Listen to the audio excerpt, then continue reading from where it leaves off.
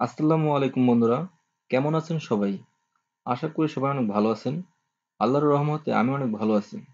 আজ আমাদের graphics design কোর্সের ষষ্ঠ ক্লাস। এই নিয়ে ফটোশপের 5টি টিউটোরিয়াল করা হলো। আর পূর্বের ক্লাসগুলো যারা মিস করেছেন, আমার ভিডিওর উপর একটি কার্ড দেখতে পাচ্ছেন। এই কার্ডের উপর ক্লিক করে পূর্বের ভিডিওগুলো দেখে আসতে পারেন। আজকে আমরা ফটোশপের দুটি টুলের কাজ শিখব। প্রথমটি হচ্ছে আইড্রপার টুল এবং দ্বিতীয়টি হচ্ছে স্পট হিলিং ব্রাশ টুল। এখন আমি অ্যাডোব ফটোশপ 2020 সফটওয়্যারটি ওপেন করছি।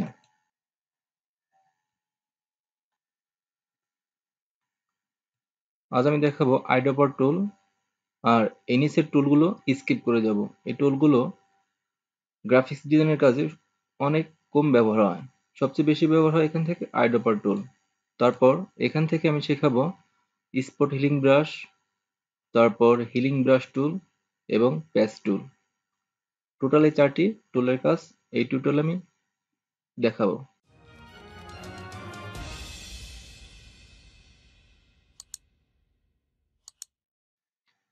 ফাইল, ওপেন, এই দুটি ছবি সিলেকশন করে ওপেন করছি। ফাইল দুটি পাশাপাশি করে নিই।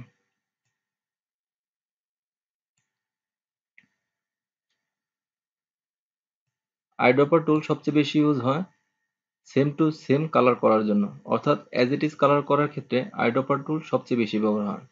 আমি চাচ্ছি এই অ্যামাজন লেখাটা রেড কালার করতে, কিন্তু কিভাবে অ্যামাজন লেখাটা রেড কালার করব কিন্তু এই সেম পার্সেন্টেজে? তার জন্য আমাকে এই আইড্রপার টুল সিলেকশন করে জাস্ট এখানে ক্লিক করতে হবে। সাথে সাথে আমার এখানে আইড্রপার টুলের সাহায্যে এই রেড কালারটা পিক আপ হয়েছে। এখন আমি জাস্ট এখানে ক্লিক করে, অর্থাৎ ম্যাজিক ওয়ান টুল সিলেকশন করে এই ফাইলটা সিলেকশন করলাম। তারপর শিফট চেপে এই কালো অ্যামাজন লেখাটা সিলেক্ট করছি। আমি শিফট চেপে রেখে এই কালো লেখাগুলো সিলেক্ট করলাম। তারপর অল্টার ব্যাক স্পেস, এখানে যে রেড কালার আছে সেই রেড কালারটা এখানে চলে এসেছে। সিলেকশন অবস্থা আছে, মাউস রাইট ক্লিক করে এখান থেকে ডিসিলেক্ট। আবার আপনি যদি চান তাহলে এই ব্লু কালারটা এই তীর চিহ্নের ভিতরে ইউজ করতে পারেন। তার জন্য আবারও আইড্রপার টুল সিলেকশন করতে হবে, তারপর জাস্ট এখানে ক্লিক করতে হবে। সাথে সাথে এই ব্লু কালারটা এখানে আমার পিক আপ হয়েছে, অর্থাৎ আমি আইড্রপার টুল দিয়ে যে কালারটা সিলেক্ট করব সেই কালারটা আমার অটোমেটিকলি আইড্রপার টুলে চলে আসবে। এখন আমি যদি ব্লু কালারে ক্লিক করি তাহলে ব্লু কালার চলে আসবে, আবার যদি রেড কালার ক্লিক করি তাহলে রেড কালারটা চলে আসবে। এখন আমি এই ব্লু কালারটা ক্লিক করলাম। তারপর এই ফাইলে এসে ম্যাজিক ওয়ান টুল সিলেকশন করে জাস্ট শিফট চেপে এই তীর চিহ্নটা সিলেক্ট করলাম। এখন আমি এই তীর চিহ্নটা এই ব্লু কালার করব, অল্টার ব্যাক স্পেস। অথবা আপনি এভাবে সিলেকশন করে আপনি যে কালারটা এখানে দিতে চান সেই কালারটা সিলেক্ট করতে পারবেন। এখানে যদি রেড কালারটা আইড্রপার টুল দিয়ে ক্লিক করেন তাহলে রেড কালারটা সিলেক্ট হবে। ওকে, অল্টার ব্যাক স্পেস। অথবা আপনি যদি চান এখানে ক্লিক করে এখান থেকে ব্লু কালার সিলেক্ট করবেন, সাথে সাথে ব্লু কালারটা পিক আপ হয়ে যাবে। ওকে, অল্টার ব্যাক স্পেস। অর্থাৎ বন্ধুরা, আইড্রপার টুল দিয়ে আপনি যে কালারটা সিলেক্ট করবেন সেই কালারটা আইড্রপার টুল পিক আপ করে নিবে। এখান থেকে ফাইল দুটো ক্লোজ করে দিই। এখন আমি দেখাবো স্পট হিলিং ব্রাশ টুলের কাজ। তার জন্য একটা ছবি ওপেন করি, ফাইল, ওপেন, এখান থেকে এই ছবিটা ওপেন করি। ওকে, ফাইলটা একটু জুম করে নিই।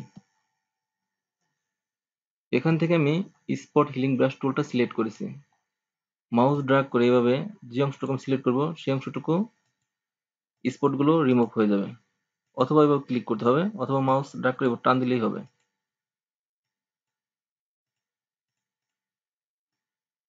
স্পট হিলিং ব্রাশ টুল দিয়ে স্পটগুলো অতি সহজে রিমুভ করা যাবে।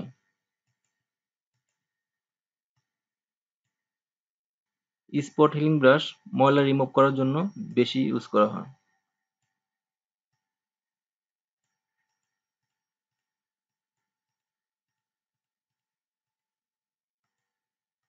এভাবে স্পট হিলিং ব্রাশ টুল দিয়ে স্পট রিমুভ করতে পারবেন। এই ফাইলটা ক্লোজ করে দিই। এখন আমি দেখাবো হিলিং ব্রাশ টুলের কাজ। ফাইল, ওপেন, এই ফাইলটা ওপেন করছি।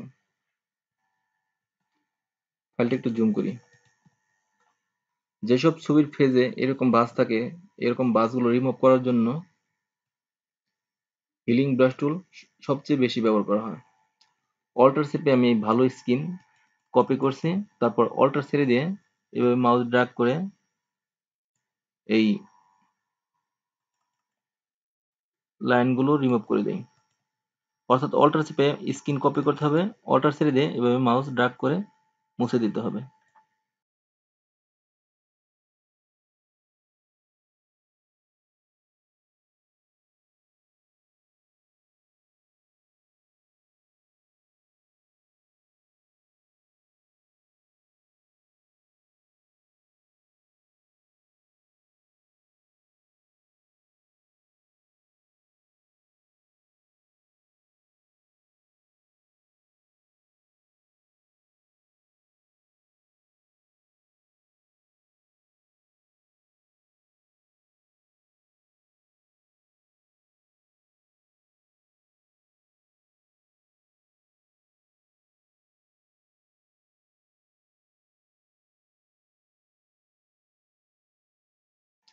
অল্টার চেপে আমি ভালো স্কিন কপি করছি, তারপর অল্টার ছেড়ে দিয়ে এভাবে মাউস ড্র্যাগ করে এই লাইনগুলো রিমুভ করে দেই। অর্থাৎ অল্টার চেপে স্কিন কপি করতে হবে, অল্টার ছেড়ে দিয়ে এভাবে মাউস ড্র্যাগ করে মুছে দিতে হবে।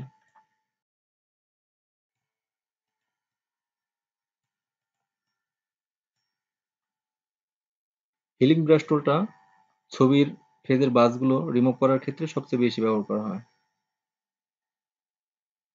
ফাইলটা ক্লোজ করে দিই। এখন আমি দেখাবো প্যাচ টুলের কাজ। ফাইল, ওপেন, এখান থেকে এই ফাইলটা ওপেন করছি।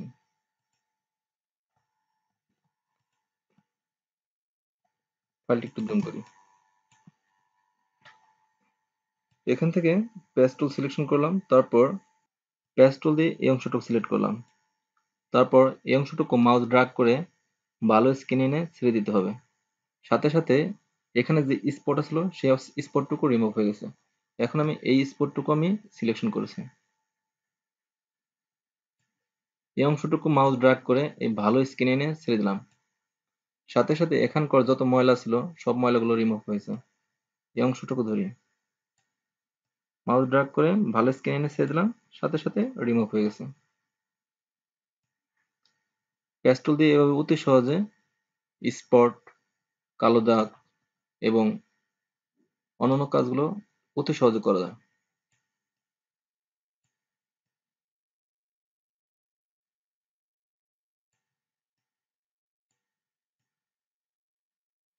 অতি সহজে স্পটগুলো দূর করতে পারছি এই টুলের সাহায্যে।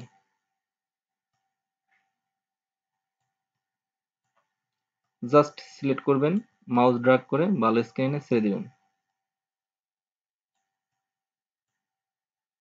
সিলেকশন অবস্থা আছে, এখান থেকে সিলেক্ট, ডিসিলেক্ট, ডিসিলেক্টের শর্টকাট কন্ট্রোল ডি। এখান থেকে কন্টেন্ট অ্যাওয়ার, মুভ টুল এবং রেড আই টুল, দুটো টুল আমি স্কিপ করলাম, কারণ সবচেয়ে বেশি ব্যবহৃত হয় স্পট হিলিং ব্রাশ টুল, প্যাচ টুল। আশা করি বুঝতে পারছেন আইড্রপার টুল এবং স্পট হিলিং ব্রাশ টুল এবং প্যাচ টুল কিভাবে কাজ করে। তারপরও কোথাও যদি বুঝতে সমস্যা হয় কমেন্ট করে জানান। আমাদের ক্লাসটি যদি ভালো লাগে তবে লাইক, কমেন্ট, শেয়ার করতে ভুলবেন না। আজকের মতো এখানেই বিদায় নিচ্ছি। আর আমাদের পরবর্তী ক্লাসটি যদি পেতে চান তাহলে আমাদের চ্যানেলটি সাবস্ক্রাইব করে পাশে থাকা বেল আইকনটি অন করে রাখুন। আল্লাহ হাফেজ।